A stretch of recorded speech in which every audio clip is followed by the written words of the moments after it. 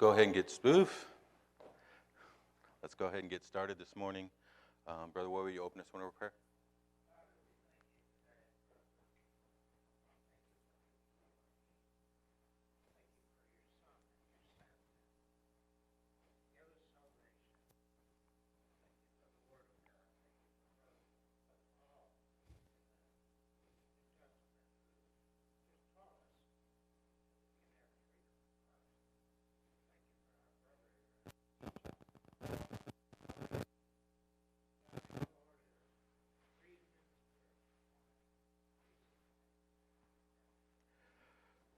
Galatians chapter 5. Back where we left off in this polemic book. Polemic, meaning it's argumentative. This book creates tension. It's not the book you set down in the library to feel peace and encouragement.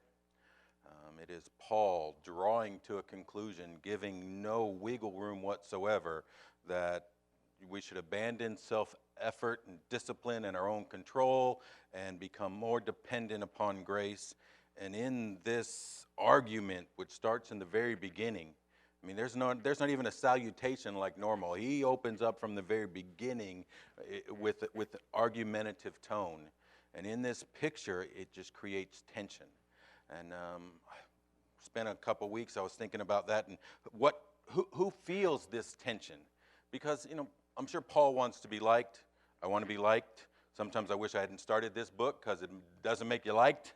But he was so strongly sure of what he was teaching and what he was fighting for that I don't think Paul has tension. And the Judaizers on the other side were so ignorantly arrogant. They don't have tension, maybe a little pressure to always stay a step ahead and to get their words out. But the tension is on the Galatians. It's on us.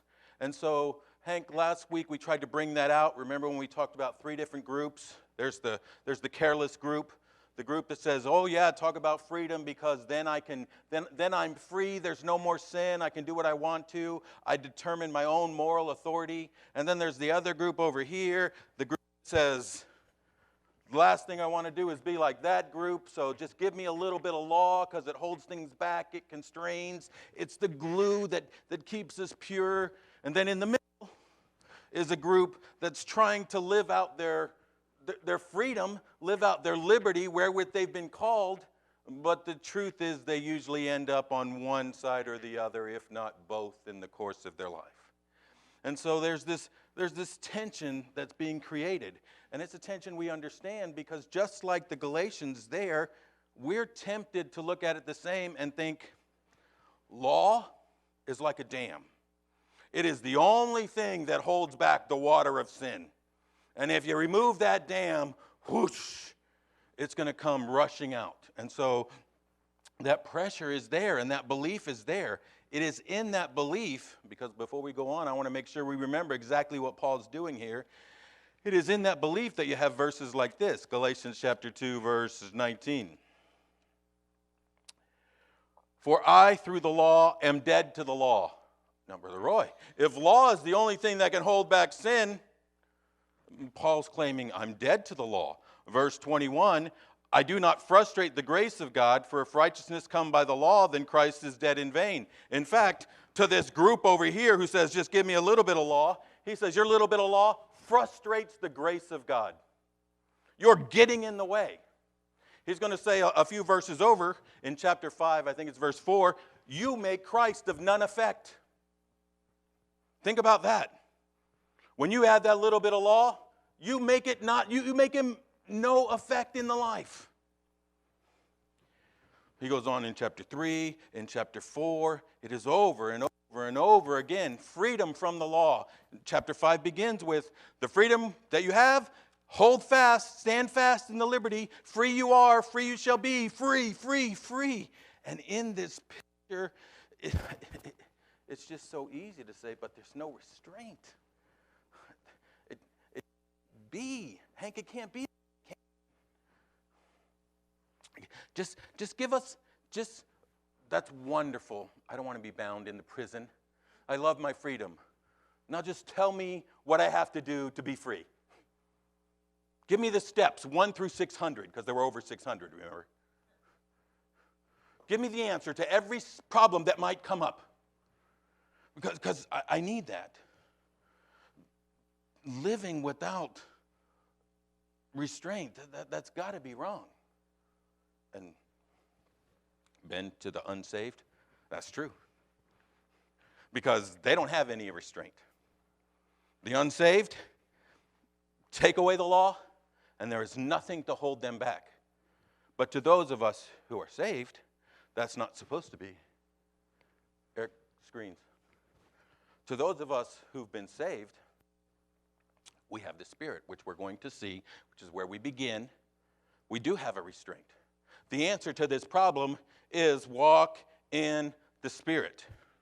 But that becomes like a challenge in the head. You know, walk in the Spirit. Okay, well, walk in the Spirit. You give me my list, Brother Doug, and I'll walk in the Spirit power to keep that list. I mean, I know that sounds silly, but tell me that's not actually what we struggle with. Because to walk in freedom in the Spirit just is a challenge. Paul doesn't only say this here. If there is a book that literally partners Galatians, it's Romans. He's just more wordy because they were Jews and they were more knowledgeable. So he spends more time. But here's really the challenge. Here's what we don't understand. Romans chapter 12, verses 1 and 2. Eric, you got that? I beseech you. Okay, there's that begging, pleading. This is important. This is it. Okay, Ben, by the time we get to chapter 12, we've already gone through the gospel.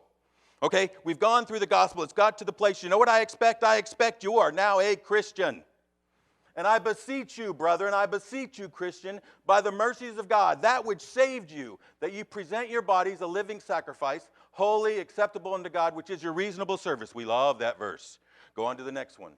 And be not conformed to this world. Do you have any idea what that means, be not conformed? Conformed. You know, that's like taking a little piece of metal, putting it in a press, and you press on it and form it. That is, not under outside pressure. No outside pressure. You're not changed from outside pressure. Okay, well, I'm not going to give in to the outside pressure of the world, the big bad world. Do you understand the world has religion in it? Outside pressure of a list. Outside pressure of a little bit of law. We're not to be conformed from outside pressure. Miss Kathy, didn't you do that wonderful study about the butterfly back there? I just remember there was a ladies' meeting where it was all about the butterfly. Yeah, you did, didn't you? Well, it comes from this verse. And be not conformed outside pressure, but be transformed. Be changed. Metamorphosis, a brand new thing. From where? From the inside. How does this happen? By the renewing of your mind. Okay, that's what we're trying to do now. Doug, I'll tell you, I already decided, well, we're going to break this passage up to at least 3 weeks because I just can't go that fast, and I'm not rushing through here. Everything that's been done gets us to this point. This is the change point. This is when we become real. This is what Paul is fighting for, living a different way. It's not just abandoning something, it's replacing it. Okay, so I've already decided we're gonna take about 3 weeks, and then I started looking at it this morning. And I don't know. It might take longer than that. Because this is where we struggle. We want to be conformed. If we're honest, we live at differing times in our life as if the only power we have is our own commitment and our own discipline, our self-discipline to externals. And we think that is going to bring about holy living. Here. Josh, what do you think will bring about holy living? You think there's something you can do to make this happen? Doug, with all respect, of all that God has used you to accomplish in your life. Question on the test. Think about this answer now, because how you make decisions every single day depends on your answer to this question. Do you believe that in yourself you can bring about holy living? on the test, no, then it's my commitment and my self-discipline to accomplish. Why do we struggle so much? Because although we've been made a new thing and the Spirit now lives inside of us, we still want to live out life the same way where we're in control. Okay, I'm in control. I'm in control. I'm in control. I'm not going to do all of those things. I'm not going to do those things that side does, that careless Christian side, but I'm still in control. I'm going to limit. It's my strength. It's my power. Where's the dependence? Where's the understanding? I can't. I must be transformed from the inside. He must do it. This is all about him, and it starts with renewing my mind. Renewing it, by the way, to what? So, if you want to say, nope, that's how I believe, the easy question, let's thermometer that. Okay, every day I go to work, I got to thermometer myself. Thermometer that self. Here we go. If that's the truth, how much time do we spend renewing our mind? If that answer is what I think it is, then we're living with our own self-discipline and our own commitment in our own way, wondering why we struggle with the idea of walking in the Spirit.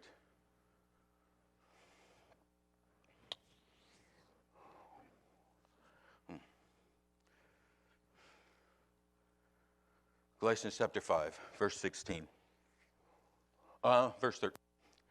This is where we left off last week. For brethren, ye have been called unto liberty. Use not liberty for an occasion to the flesh. So he's talking about this freedom. Freedom, first of all, it's not the freedom to indulge in the flesh.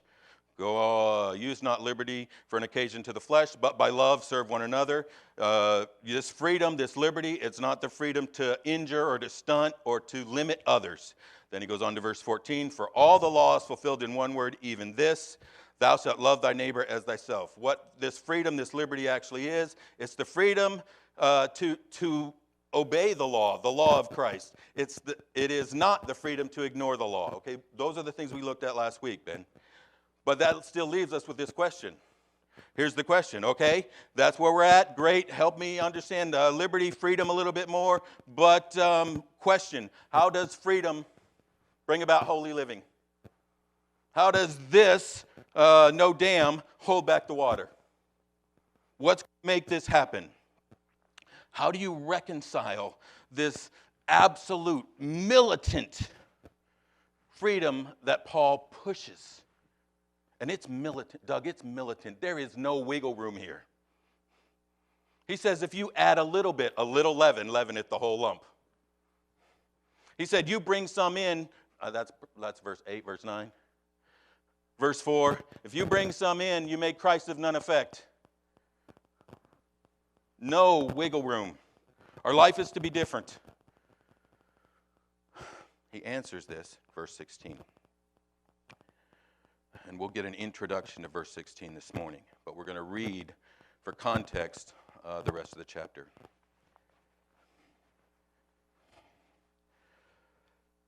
This I say then. Here's your answer.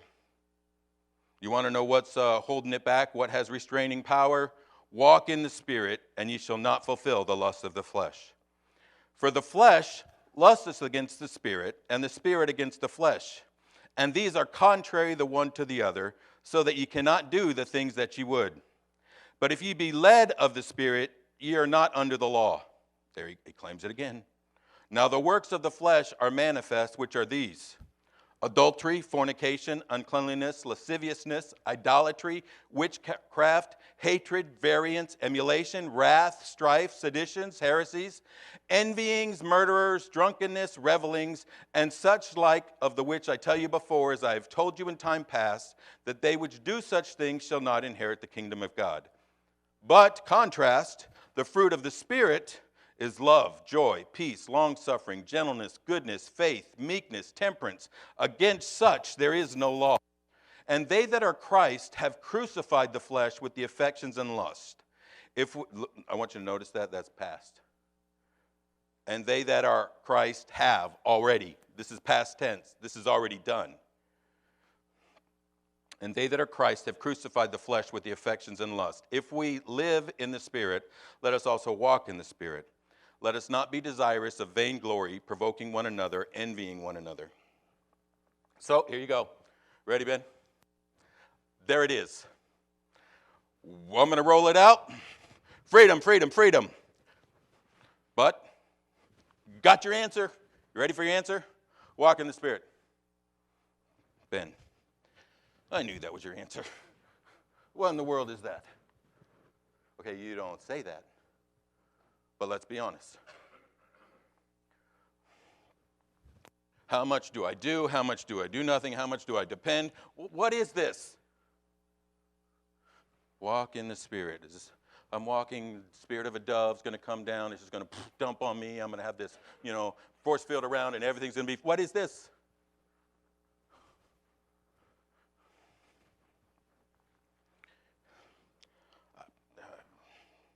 Okay, I'm not going to tell you, Brother Jeremy. I'm going to go home. I'm going to tell Casey. I'm going to tell my wife. By the way, I'm just making this all up. Ben's going to let me. If this actually did happen, it's actually a good thing. It means we're looking at it. This walk in the Spirit thing, though, I need something more tangible. Okay, well, then Casey's really smart, right? It's a good. I'm just laid it out there for you. Say yes. No, come on. Look at that, Casey. He gets dessert today. So, what do? If this walk in the Spirit thing, you need something more tangible, what do? Here's honestly, here's what we do. We say, let's see if it's the coat. No. It's a good reason to ditch the coat, though.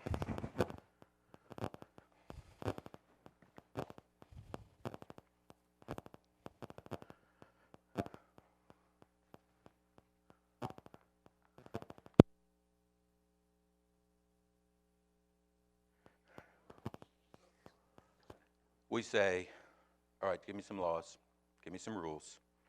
I'm going to do right. I'm going to externally conform to whatever you tell me I need to do. I'm going to strive. I'm going to do right. Tick, tick, tick. Talk, talk, talk. Check, check, check. I'm going to discipline, discipline, discipline. I'm going to do it. I'm going to do right. I'm going to be right. No matter what, I'm going to do. I'm not going to give. I'm not going to yield. I'm not going to fail. I'm not. And here's my question. That's why what exudes from you is incredible peace, right? And gentleness, and patience, and goodness and love, and because the fruit of the Spirit. Or is that why there's aggression, anger, bitterness, and resentment? Because the works of the flesh.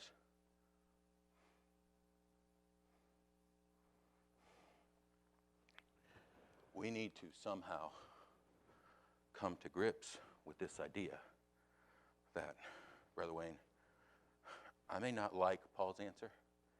I may not understand Paul's answer. But Paul's answer is the only answer. There is nothing that brings freedom and holy living together except walking by the Spirit. And it's even worse. Okay, because when you read that in context, in fact, let's go back to verse 15. I should have read verse 15.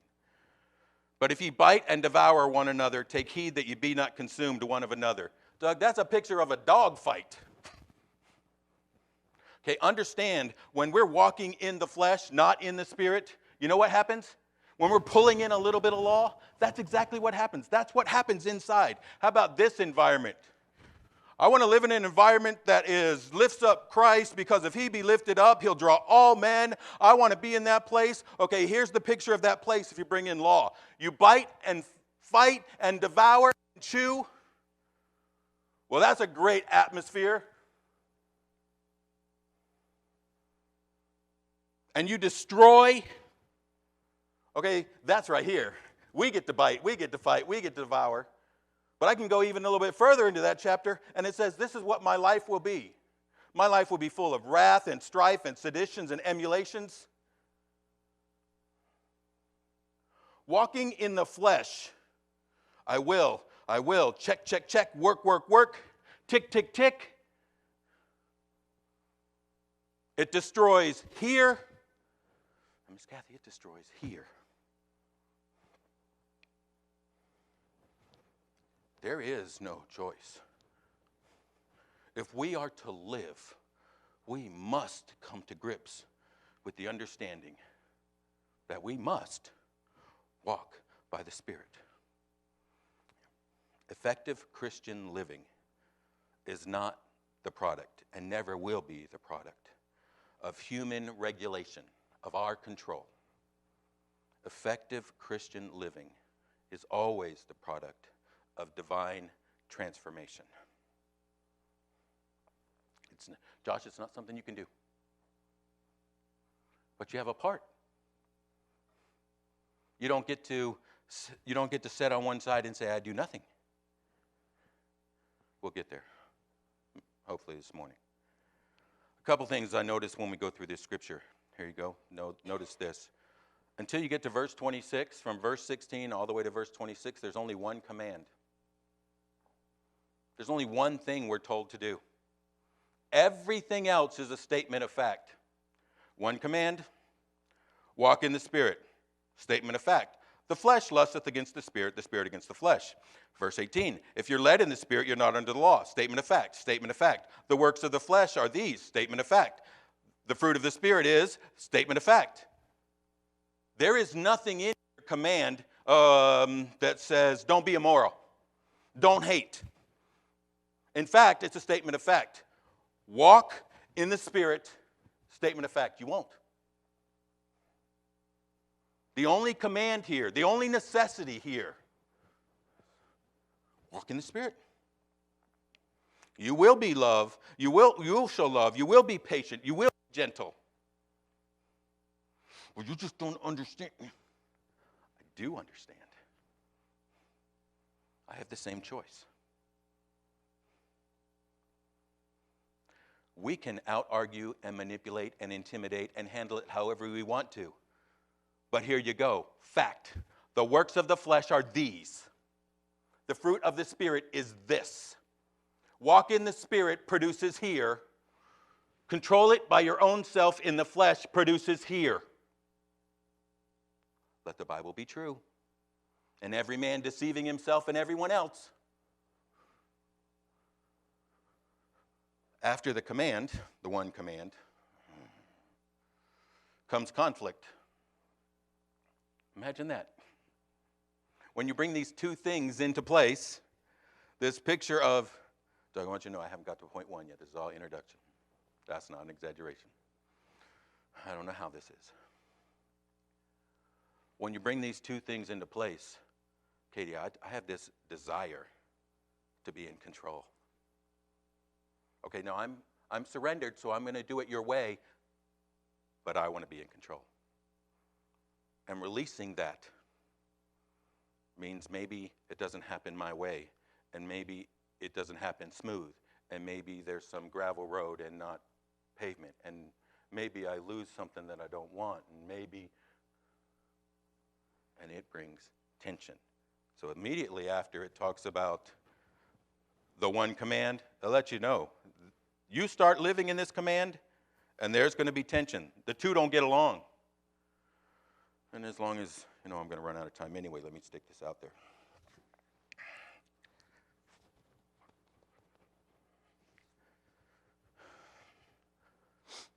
Hank, often I get accused of being very liberal. Do you know that? Do you know how important I believe every word of that Bible is? Okay. Compromising those words might happen because I'm a dummy. But it is accidental. But it usually comes from this argument. By the way, they said the same things about Paul, so, sometimes I make myself feel okay with that. But it usually comes out of this argument. Brother Roy, I talk about list living as if it is a terrible thing. I want you to understand why. Okay, because this is where it comes from. A person gets saved, a young person begins to grow up. When they begin to live in this freedom, begin to depend and learn to walk by the Spirit, there's tension there. If we offer them something else, they'll take it and may never go back. That's why we have Christians 40, 50 years.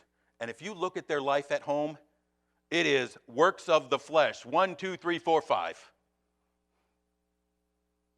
Well, they're not saved. No, I'm telling you, I honestly believe many of them are saved. But you know what? They've given themselves over to works of the flesh. I'm in control. And so this is what happens. Young person comes up. And they honestly begin to depend and grow, Doug. That young person in school, they begin to. And they struggle with, I don't know, A, B, C. Put whatever else, you put what you want in there. I don't care. And so they go to somebody, and what we want to do is we want to help them out. Well, you know the way to help them out is pray more, read more, serve more, trust God more, because you know when you die daily, every day, make this part of your life. Okay, if you get this, do we think God won't? How big a God do we have? He's the great Father. He's not going to teach his child who's asking for help. But it's like, the desire the sincere milk of the word. Here you go. Desire the sincere milk of the word. When they should be getting milk, we turn around and give them formula and wonder why they never go back to milk.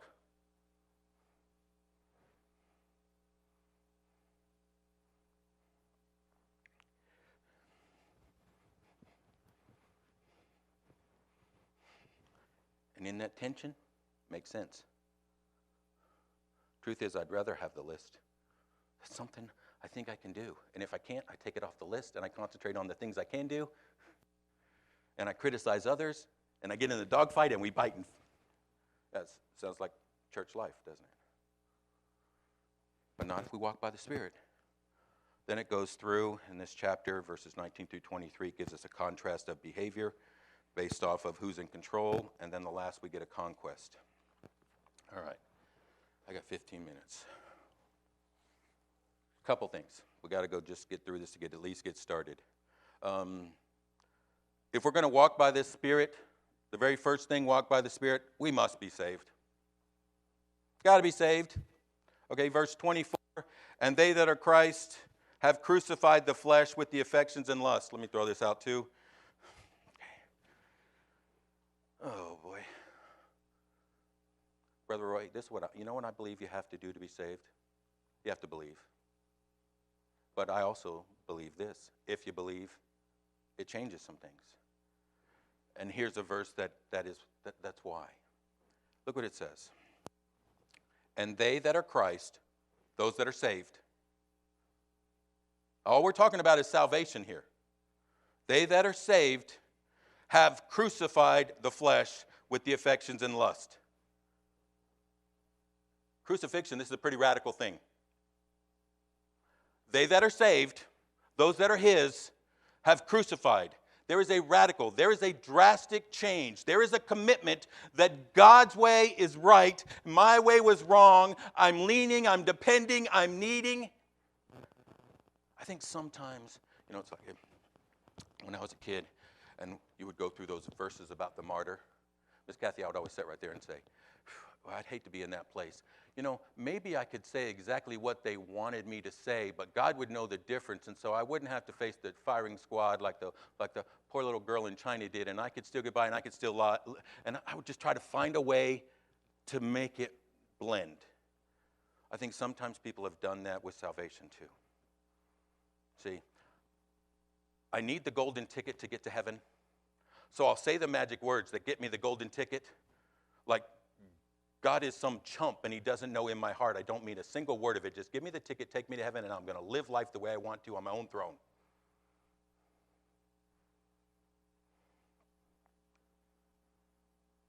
Matthew 7, many will say to me in that day. So, first, you got to be saved. And I'm going to give you a couple verses. So, Romans 8 and 9, you got those? So then they that are in the flesh cannot please God. Boom, in verse 9. But ye are not in the flesh, but in the Spirit, if so be that the Spirit of God dwell in you. Now if any man have not the Spirit of Christ, he is none of his. If you're going to follow the Spirit must be there. Being a Christian means you have the Spirit of God. You're not waiting on it. If you are Christ, he lives inside of you. Give me the next one, Ezekiel. It's always been this way. Doug, this isn't a new thing. This isn't the new thing that changed in the New Testament. In Ezekiel, he said, my commitment to you will be, I will come when the Messiah is there. And what he's going to do is he's going to give you a new heart. A new spirit will I put within you. I'll take away the stony heart out of your flesh, and I will give you a heart of flesh. You got 27? Most of the time we don't go to 27. Look at what this brings into the life.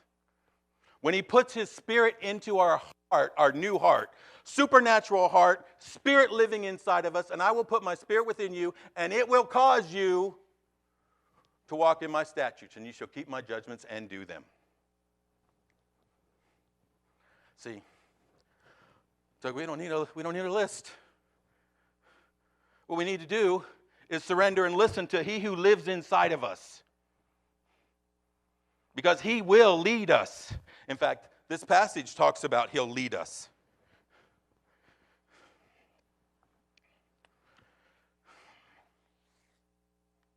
Give me John 7. So I can. He that believeth on me, as the scripture has said, out of his belly shall flow rivers of living waters. What does that mean? Well, the very next verse, 39. But this spake he of the Spirit, which they that believe on him should receive, for that the Holy Ghost was not yet given, because Jesus was not yet glorified. Salvation, you have the Spirit. We now can learn to walk in the Spirit. Okay? Salvation, it's true, I have the Spirit. Why don't I experience Spirit power then? Very good question. One of two answers. You are not saved, or you are still striving in the flesh. Well, what do you do with that? Well, we read this verse first to make sure I got it done. You renew your mind. You know something I've found out as I've gotten older? You cannot stand on principles that you don't know.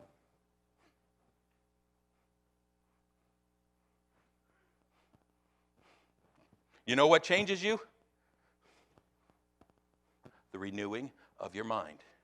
Because he will certainly bring those things up to your remembrance. Those things are written on the inside of your heart. See, right here.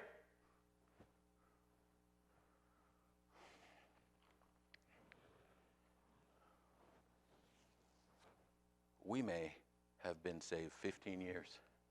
And Doug, we've always been this good Christian by our own effort, and we are a good Christian. And really, we know the Spirit's there, but we don't even know the Spirit's there. Because all we've ever done is tapped into rules and externals and my own effort. And as long as, I'm running out of time, I'll throw this in too. And we complicate that. You and me, we complicate that. Okay? You got Katie back there, probably the youngest in the room. You got Katie back there. At some point, she's starting to learn. She's starting to grow. And this idea of walking by the Spirit becomes real to her. But if we're not careful, we watered that down. You want to know how we did it? We watered it down because we did this. We did this. I need counsel, brother. Thank you very much. You know what? I have to do what the Spirit leads me, and it's leading me to divorce. I have to do what the Spirit's leading me, and it's leading me to hire here or to quit there or to do this or to do that. We got to be careful what we blame God for. Because we always do it in this way. Brother Moyer, why are you, and how does this make sense? Well, I know what you say, and I know what the Bible's saying there, but I got to do what the Spirit's leading me to do. So people are watching. They're hearing. When we pop off with that stuff, it has an effect.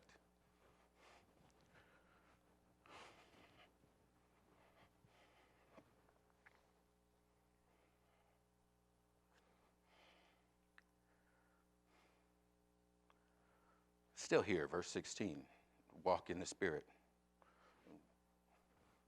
Ben's still sitting over there asking the same question. Oh, yeah, I'm sure those are a nice lot of words, but you're all over the place, Brother Jeremy. What does that mean?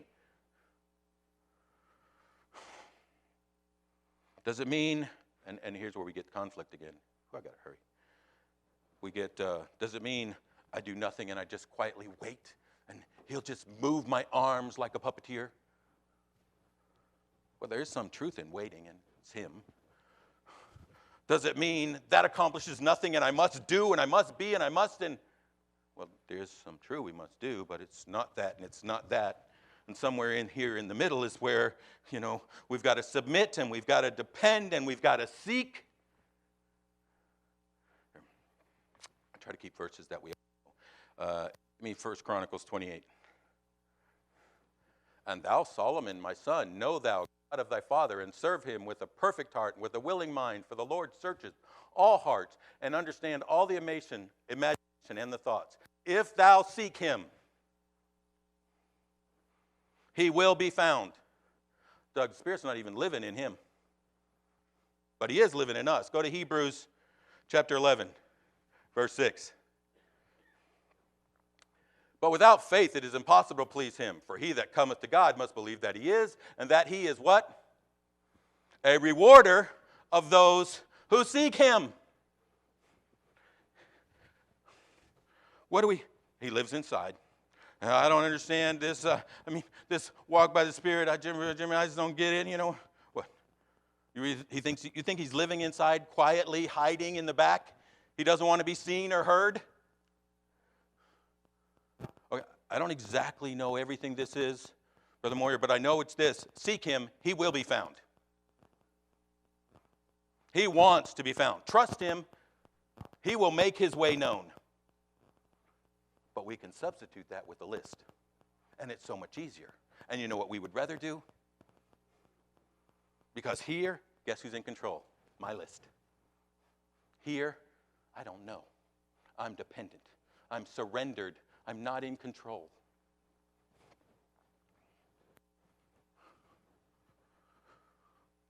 Walk by the Spirit means walk by the means of the Spirit.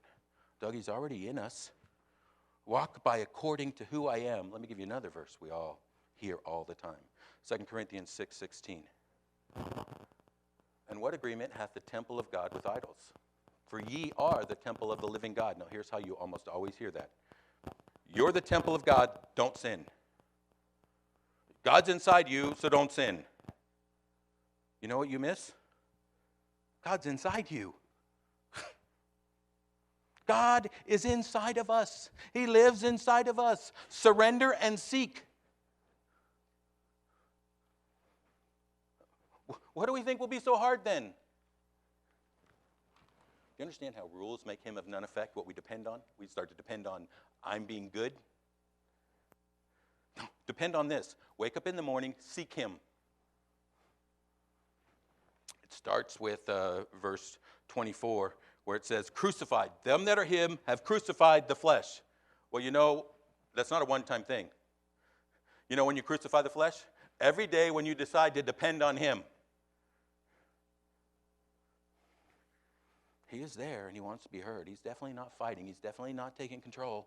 He wants to be chosen. He wants to be loved. He wants to be wanted. And I got to tell you, I don't get that, because that's not how we act. This is omnipotent God. He created us, we rejected him. He redeemed us, we ignore him. If we're not careful, we run off in adultery and choose something else to be life other than him.